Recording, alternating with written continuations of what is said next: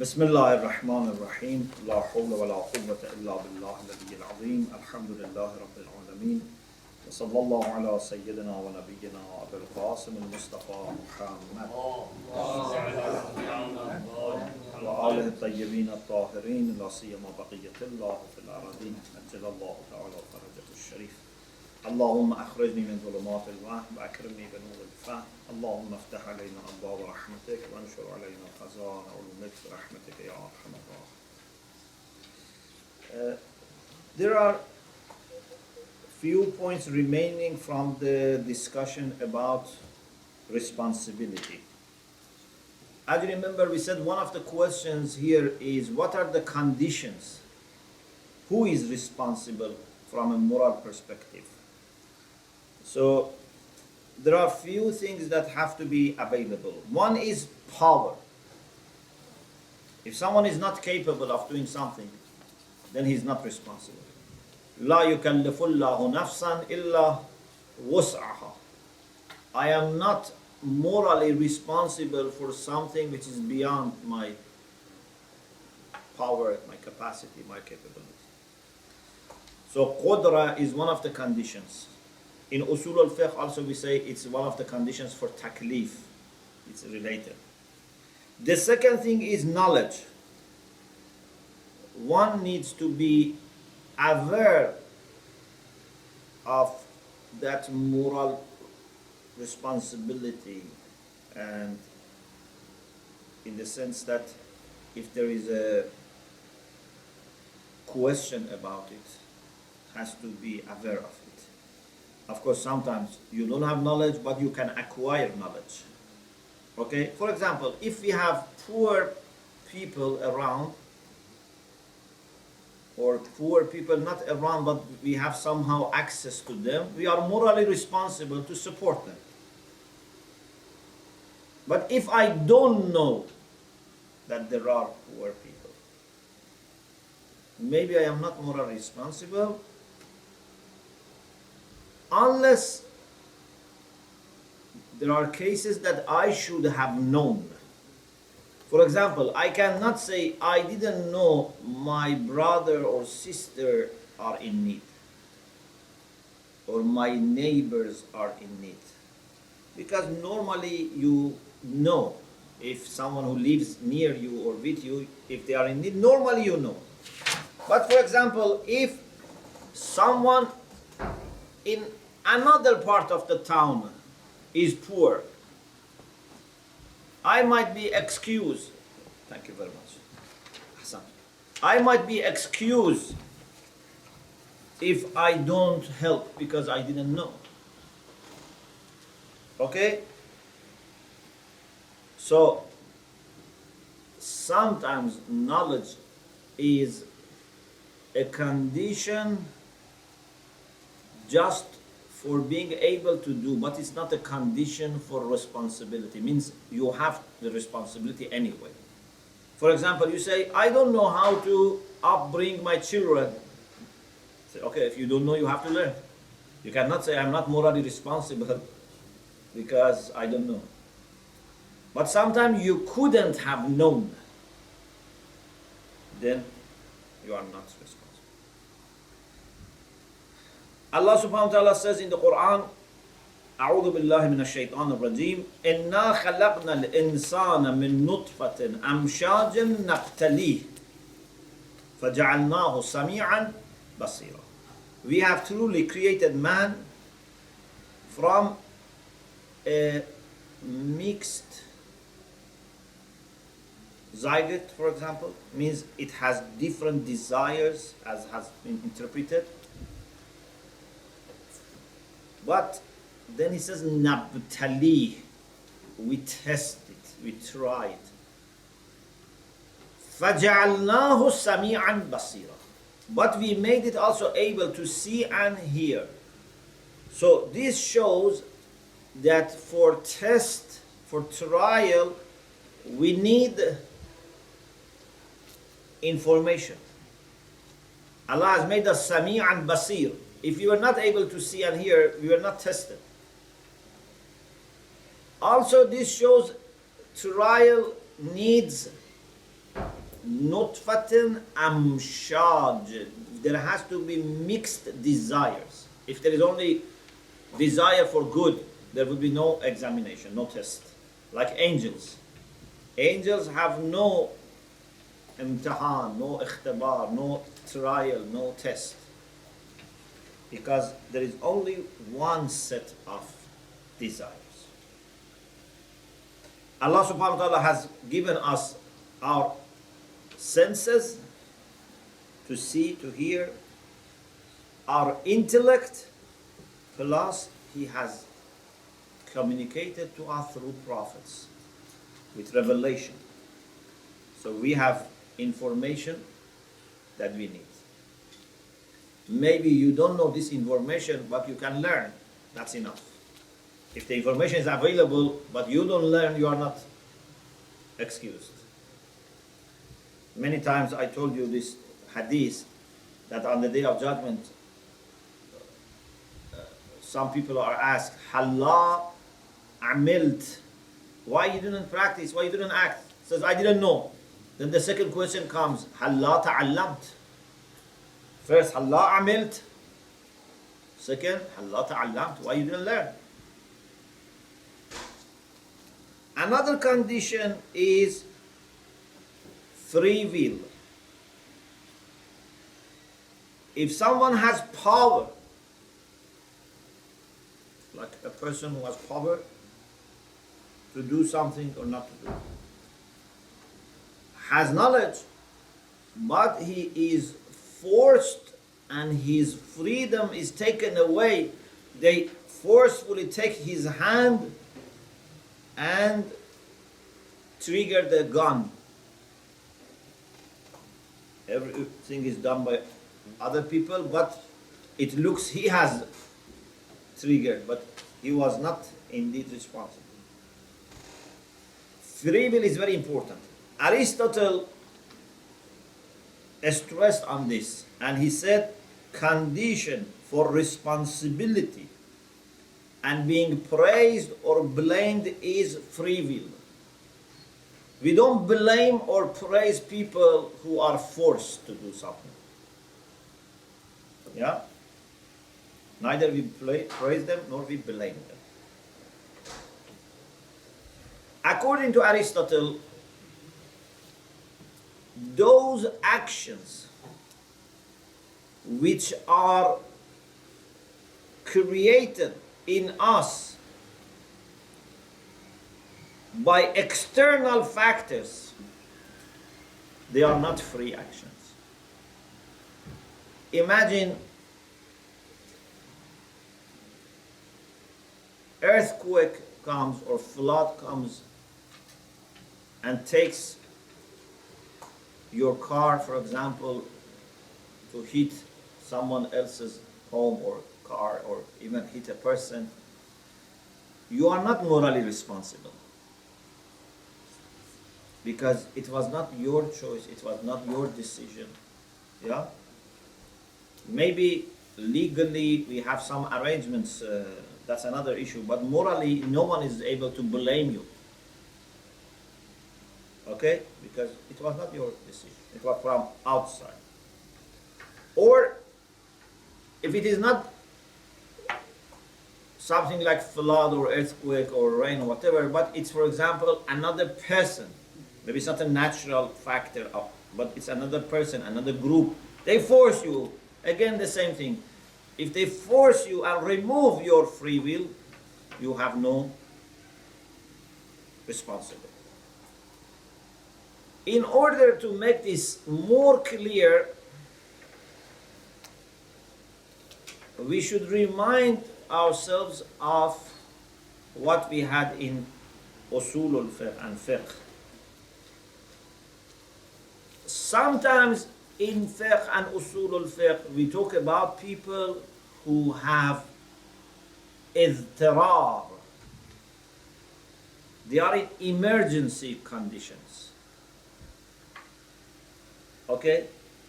Like a person who has no water, he's going to die out of thirst unless he takes this najis water. or he's starving to death, but there is a meat which is not halal.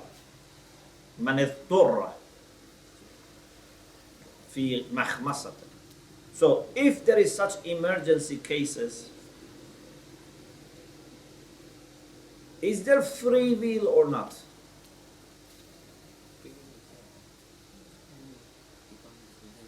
We say philosophically he is still free. He is not mujab, he is not determined. He is free, but the thing is that we take into account the condition. Yeah? So for example, maybe certain things will be forgiven. You are dying and you take just enough drink or food to survive. Then you can be forgiven. You can be excused. But for example, if I am dying and there is another person there, can I kill that person and eat? No. Even if you are dying, you have to die. Okay? So, you cannot say because there is no moral responsibility at all, then everything is possible. No. This person is still free and should evaluate the seriousness of that moral choice, how bad it is, and the seriousness of his interest and harm, and maybe some are allowed and some are not allowed. You understand? So it's not that because there is emergency, everything becomes okay. Why? Because this person is still free. He can resist against the pressure. Whether he needs to resist or not depends on what is the problem. If it is eating and drinking on one side and the other side is life of this person, we say you can eat and drink and save your life.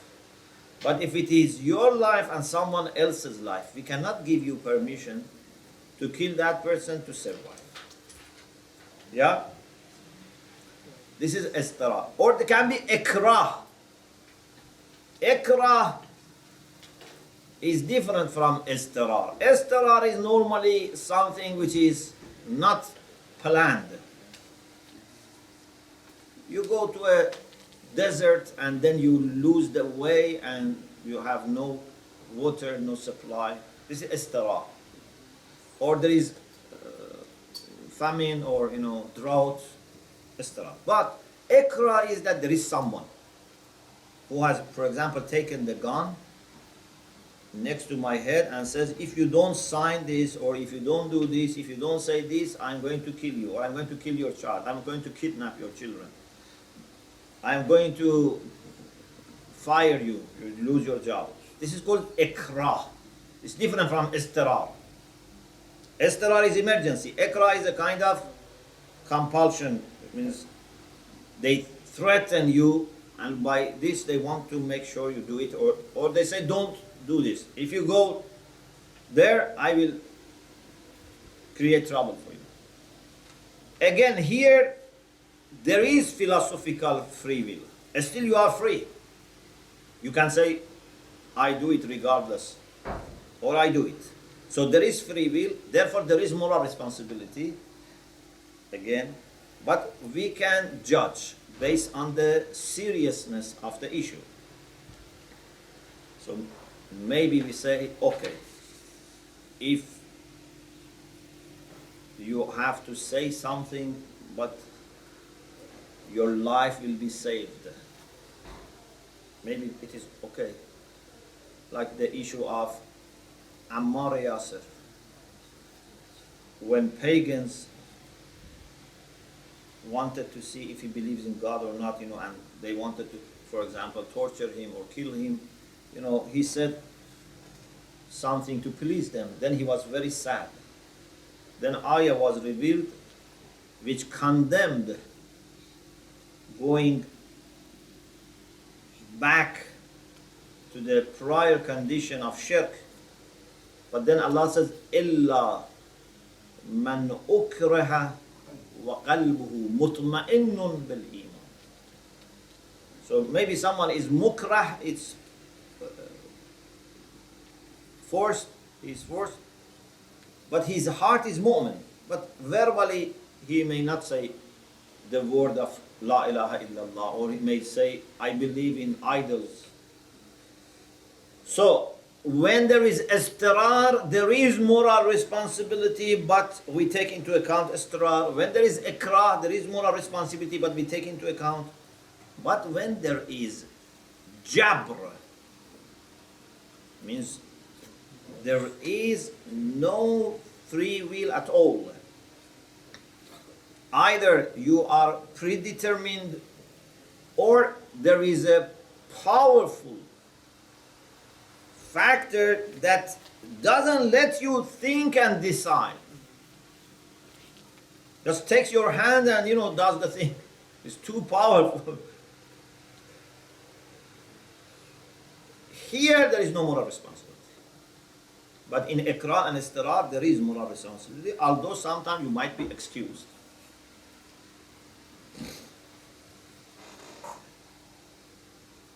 Another thing is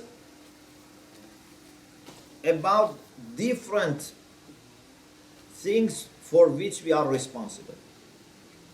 Yesterday I talked about to whom we are responsible. But today I want to say for what we are responsible. Don't mix up this. In the book there is only one discussion, not both of them. We said we are responsible in the sense that we have to ask ourselves and be ready to answer why you have done this. حَاسِبُوا أَنفُسَكُمْ قَبْلَ أَن تُحَاسَبُوا. We are responsible also in front of Allah subhanahu wa ta'ala. We might be also responsible in front of law, or if we belong to an organization, or our parents, and so on and so forth. But the main thing is ourselves and God. Now, what are the subjects for which we are responsible? What are you going to be asked about? You will be asked about yourself. Yes? You will be asked about your life, about your money, your knowledge, your performance, your blessings. لَتُسْأَلُنَّ يَوْمَئِذًا عَنِ النَّعِيمِ. So everything that you have been given, whether it's your existence or your health or your knowledge, your intelligence, your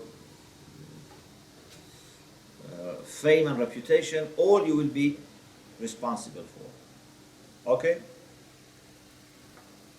And on the day of judgment we will be asked, وَقِفُوهُمْ إِنَّهُمْ مَسْئُولُونَ. Surah Safat, chapter 27, verse 23.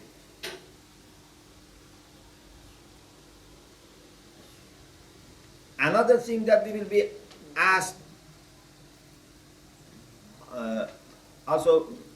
before I mention the other one, this ayah is also very beautiful, which means we have to prepare. Famous ayah in Surah Hashr, chapter 59, ayah 18.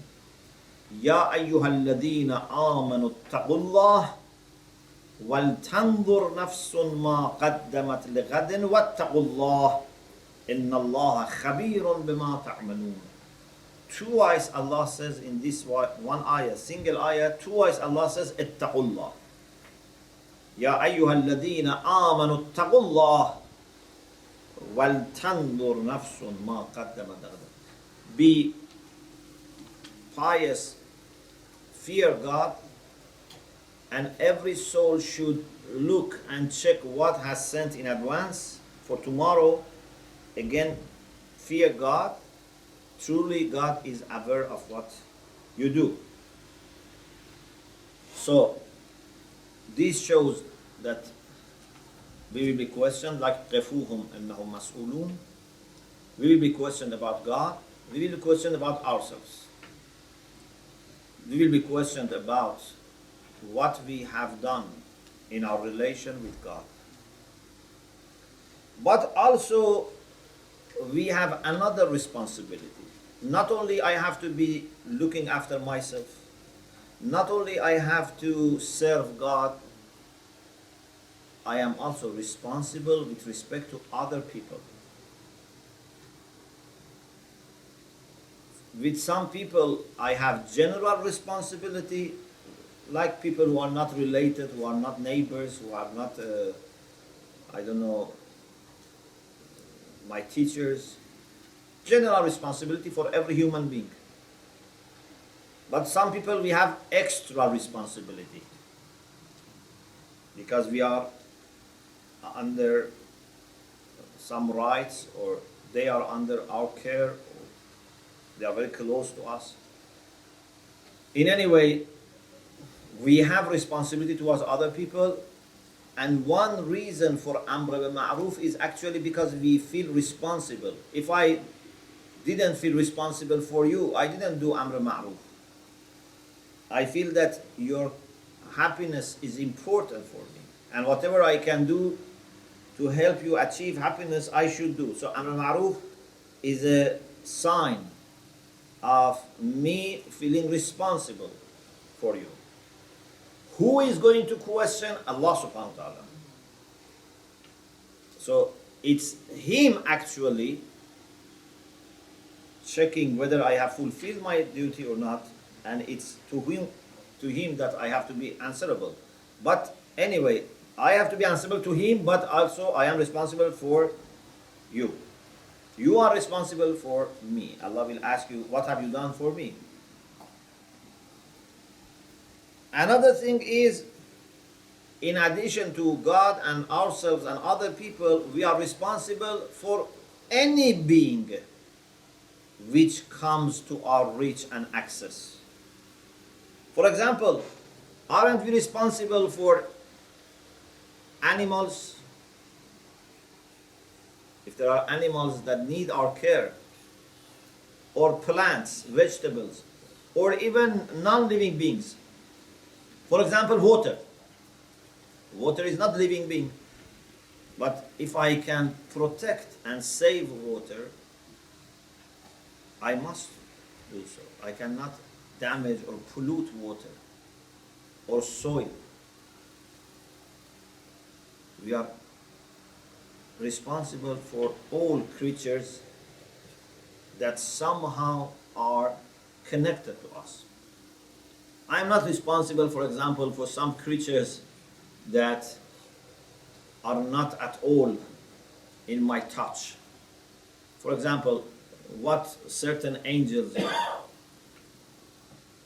do or are, I have no responsibility because I cannot affect them.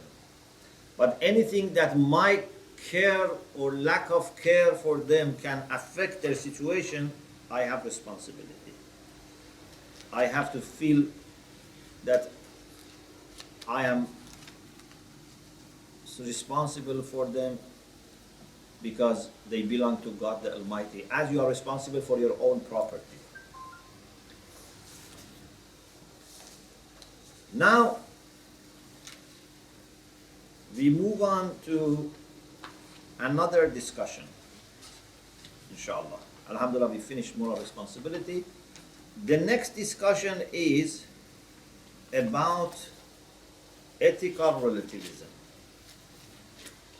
This is the next chapter. This is a very detailed discussion, and inshallah, if you want to expand, you can read my book, Ethical Relativism. Just a summary of this discussion. Relativism here is opposite to, some people say, absolutism. Are there absolute values, or values are relative? Some people are not happy with absolutism, because absolutism can also sometimes be used in another sense which is not very positive, meaning that you are too rigid and everything, you are very strict. So some people say instead of absolutism they say objectivism, but objectivism is not really opposite to relativism, it's overlap. Some people say non-relativism to make it clear. And anyway, the best thing to understand ethical relativism is to go to its types and define each type separately, because there is not that much commonality between these three types. So I cannot give you one common definition and say then they are either this or that. Do you understand? For example, for human beings, I can give you a common definition of humanity, and then they say some of them are young, some are old, some are men, some are women. But there is a common definition. But here, we cannot give a common definition. Each of types has its own definition. So, there are three types of ethical relativism. First, descriptive ethical relativism. What does it mean? It means that we are not giving any philosophical judgment. We are not making any philosophical judgment. We are not making any philosophical claim. We are just reporting. Descriptives come from description. Means we are just giving report. According to descriptive ethical relativists, there are moral values which are fundamentally different. They don't say is it right or wrong, is it acceptable or not, whether there has to be one or more. No, they just report. There are morally conflicting views.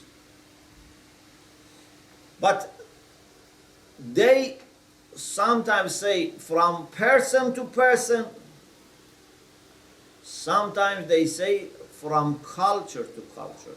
This is called also cultural relativism, which means one culture can have a set of values which are different from another culture. You say that's amoral values. It's not amoral values. No.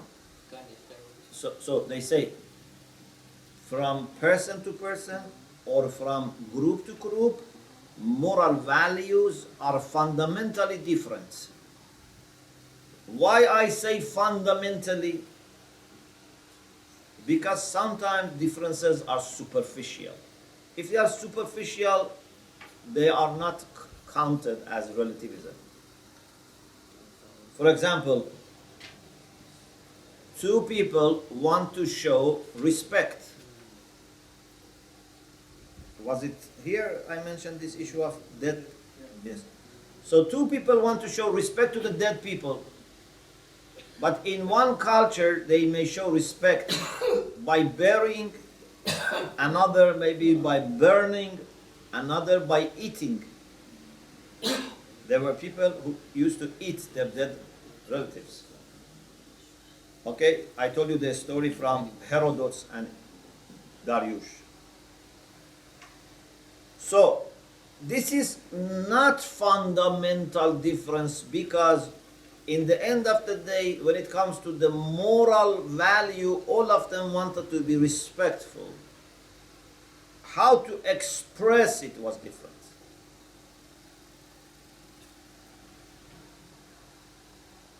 So these people claim, inshallah I will mention whether this is right or not, but they claim that there are fundamentally different values either between individuals or between groups and cultures. And they have two versions. Some is radical and some is moderate. These are two versions of what? Descriptive ethical relativism. Radical version says all moral values are fundamentally different. In other words, you cannot find even one common value between two individuals or two societies. This is too big to hold. Can you repeat the last bit? According to the radical version, they say all moral values are fundamentally different between individuals or between groups and cultures and societies. Even they cannot understand each other at all. But the moderate version says we are not saying all values are different, but we say there are some values which are fundamentally different. Okay? Among examples that they mention, other than this issue of dead people, is Eskimos. They say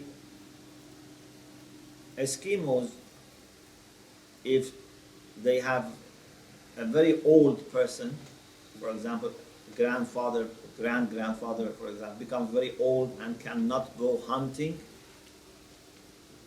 they put them outside to die. But other people don't do that. So they say, look, a big difference is here. Of course, we would not accept this as a big difference. It's a big expression, but if you go deeply into this practice, you would see that actually those who become very old, they themselves want to die sooner because they feel they have become burdened, because their life is very difficult. So if you cannot go and hunt and bring food and do something, then you feel you have become a burden. So you feel very bad. So it's not that they don't like their old people, but they want to make them feel happy and comfortable. I'm not saying this is good, but I'm saying that don't think that they are totally different in their sense of respect. It's just based on history and culture and outlook. Over time, they have come to this strange behavior, but if you go deeper, you see it's understandable why they do this. And it's not that they are totally, disrespectful. Actually, if they keep that old person, maybe for them it's disrespectful. Or there are some people who live in some remote islands in Pacific Ocean, I think. They say we should not help people. Helping people is not good. Again, they mention this as a fundamental difference. But some have said, no. They don't say helping is necessarily bad. But their philosophy is that if you help people, they become lazy and dependent. We don't help them not because we don't care about them. We don't help them because we care a lot about them. Okay? Sometimes parents do all the homework for their children. Okay? Some parents don't do that. But not because necessarily their love is less. Maybe their love is less, but sometimes there are parents who love it not less. But they don't find this to be a right approach. They say, if I do the homework, then my child is not going to learn or becomes dependent. I'm not saying which one is better. I'm just saying the behavior and expression is different, but if you go to an underlying level, you would see everyone wants to help. Everyone has concern. Yes. Supposing these people had somebody, a child with cerebral palsy, but they don't like helping. He can't help himself, right, from the child, or just leave him. Maybe they keep it to the minimum. I don't know what they do with the people who have physical, disability or whatever. But generally, they say they don't help people. They think everyone should do his own thing and should be strong. So, descriptive ethical relativism is not a philosophical position, does not give any evaluation, does not make any judgment, just gives us reports. They say, this is the situation. What type of people you think would be people who would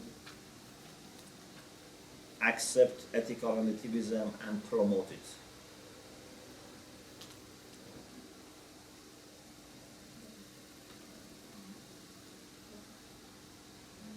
Mostly, this is what some anthropologists would do, because they go and see different cultures, different norms, and then they make this judgment. One reason why in the 18th and 19th and part of 20th century ethical relativism went to high level was because people were able to travel to different parts of the world, and then they were faced with new cultures. They were shocked, so they reported all these anthropological data. People in Amazon do this, people in India do this, people in Poles do this. So they thought, oh, there are so much differences. In my book, I have a section about history of ethical relativism, and I have showed how it was always there, but in the 18th up to middle of 20th century, it went very high. But then when people started reflecting and digesting this information, they realized that these don't prove ethical relativism. So then it went to decline. How do you describe it? Where about thing of Tagi, where when the man dies, all his wives are born to him. When the man is born, all the wives are born to him. How do you have to give a reason for it, an excuse for it? We have to check. So on the surface, it's totally a strange behavior, but if you listen to them, why you do this, then maybe they say that we do this for respect, or because these women after the husband cannot have good life, they might be abused, or so on. They can bring different excuses or reasons. What I want to say is that those who are interested in descriptive ethical relativism, they normally just look at the surface. But we have to go a little bit lower. In any case, if you believe that all moral values are fundamentally different, which means you believe in what? In the radical version. It's very difficult. I don't think any person can really accept this position, that all moral values among people are fundamentally different. For example, you don't find even one single value that everyone accepts. I don't think anyone can say this. There are many values that people accept. The moderate version is better. to say some values are different. But here we have problem with the examples. First, they have to bring examples which are not questionable. But the main problem is this. Suppose some moral values are fundamentally different. What do you want to understand from this? What do you want to draw from this? If you want just to report, okay. But this does not mean that there is no one single true morality or no one universal code of law, or code of morality. People may make mistake. So those who believe in universal values, they may say, okay, some people have made mistake, they missed the point. So what I want to say is ethical relativism, if it is in the form of descriptive ethical relativism, does not harm our philosophical position. Yeah? Does not harm. The second type is more important, and that is what they call meta-ethical relativism. Meta-ethical relativism. Or some people call epistemological ethical relativism. Here it's not just a matter of description. Meta-ethical, you remember we were talking about meta-ethics, or epistemological. What does it mean? It means that there is no single true morality. In other words, there can be more than one single true morality. Some people may say this is good, some people may say this is bad.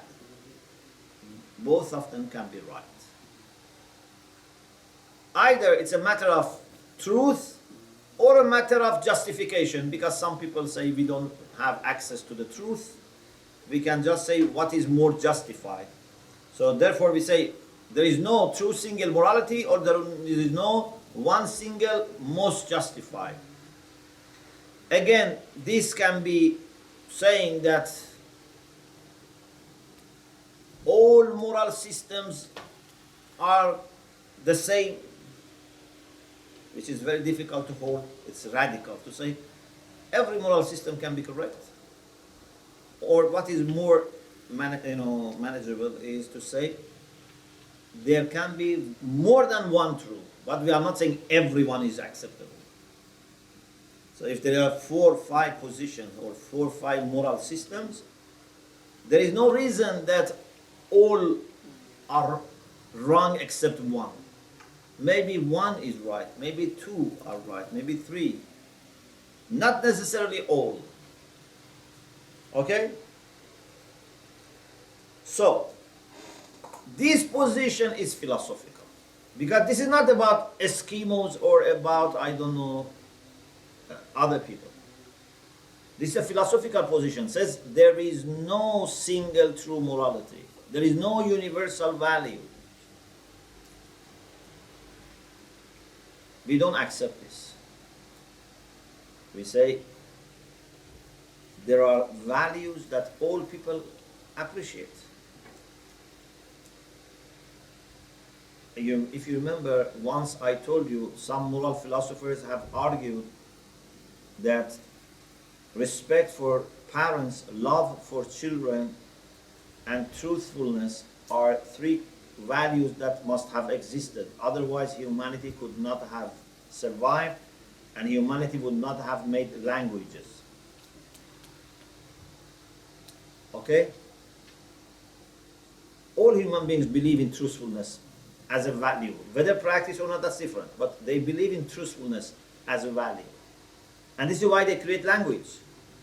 Language can only work if we suppose that we are truthful. Okay? So, there are values which are common, but we don't need to reached the point that people must agree. We know that people have agreed on certain values, but even if people don't agree, who said if there is one truth, people should agree on truth? In other words, who said a condition for truth is acceptability by all? In science, we have had many cases that even scientists believed in something and then later they realized they were wrong. So can we say, because at that time people had not agreed on the truth, there was no truth? There can be truth and ignored. There can be truth and people may disagree on. Even I want to say, there can be truth and people agree on the opposite. Not only people may disagree, people may even agree on the opposite, but truth is truth.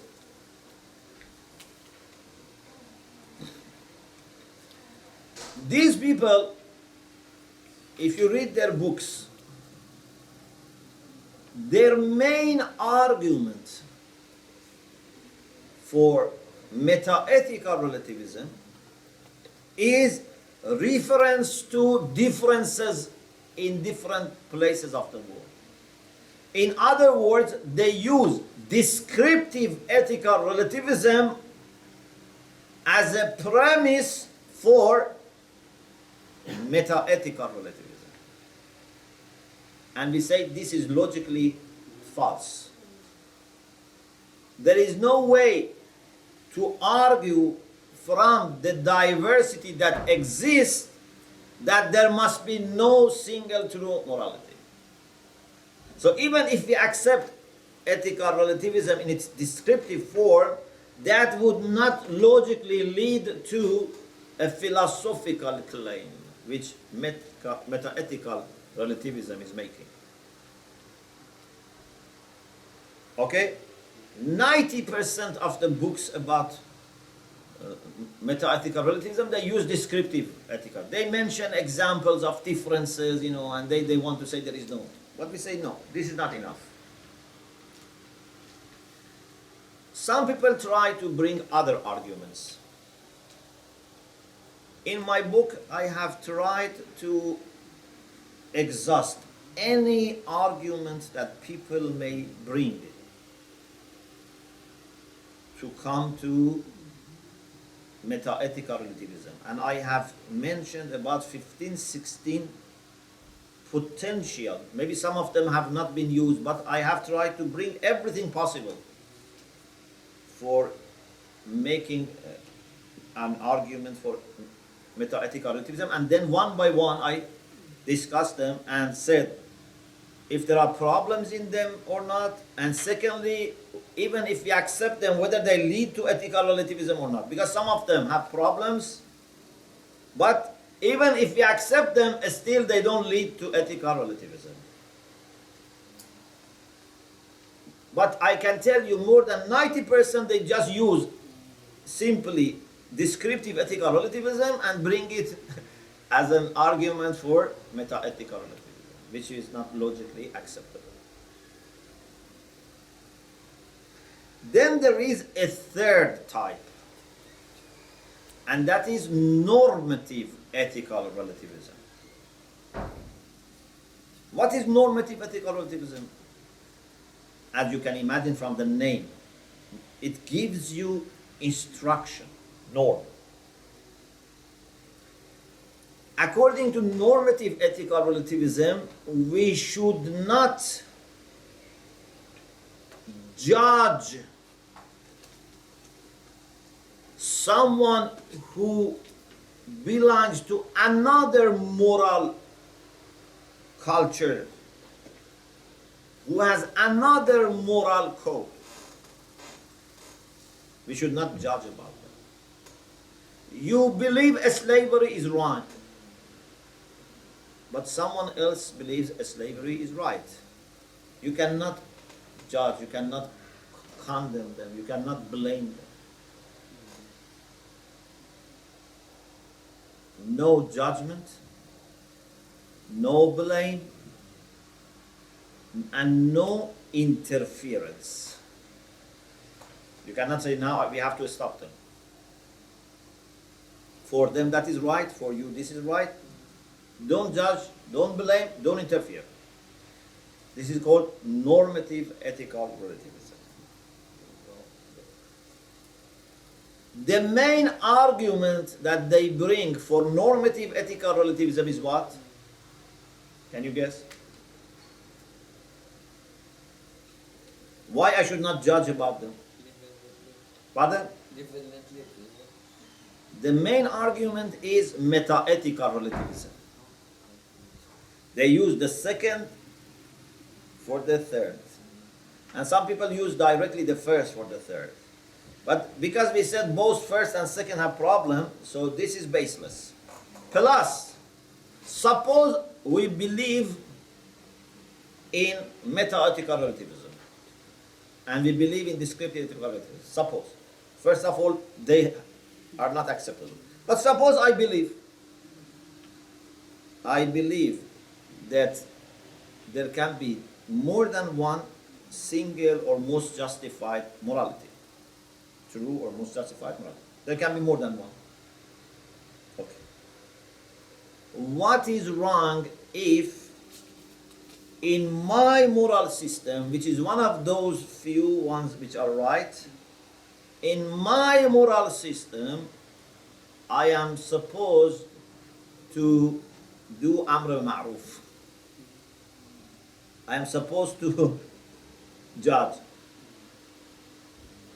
Why you don't tell me not to judge? Maybe according to my moral system, I have to judge. In other words, you are making non-judgmental approach a universal thing that everyone should accept. You have to leave people then open and free, do what is your system telling you. But why you are saying no one should? So, in my book, I have tried to explain that there is no basis for normative ethical relativism, but I also made a point which is very important. There is a nice concern in the mind of people who talk about normative ethical relativism. There's a good concern. But that concern needs a proper answer, not this answer. That concern that we actually share with them is this. We are not endorsing interference. Because many people are worried about, they say, as soon as we don't accept relativism, then people start imposing their value on other people, and they create problems. We say, you can be relativist and interfere, and you can be non-relativist and don't interfere. For example, in Islamic view, we are not relativist. But at the same time, we don't say people have right to interfere. Maybe in your heart, you can judge about them. Sometimes you cannot judge because you don't know everything. But even if you know, for example, someone, for example, is not observing certain virtues and values. For example, someone is telling lie. Okay, we say this is wrong. In my heart, I judge, I blame. But this doesn't mean that now I go and, arrest him. Maybe I don't do anything in practice. Maybe I need to do in practice. Maybe it's different between Muslim, non-Muslim, If it's a Muslim, he appreciates if I talk to him. Maybe sometimes I shouldn't talk. There are whole types of scenarios. So it's not that because we believe in universal values, we quickly jump and interfere and, do something physical or verbal even. But we say, in my heart, I cannot stop blaming people who don't observe those values.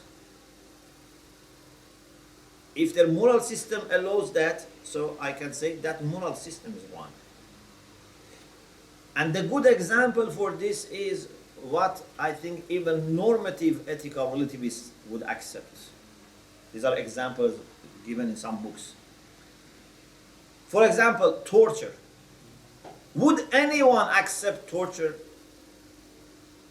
Would anyone say, we don't blame people who do torture because maybe according to their moral system it's okay?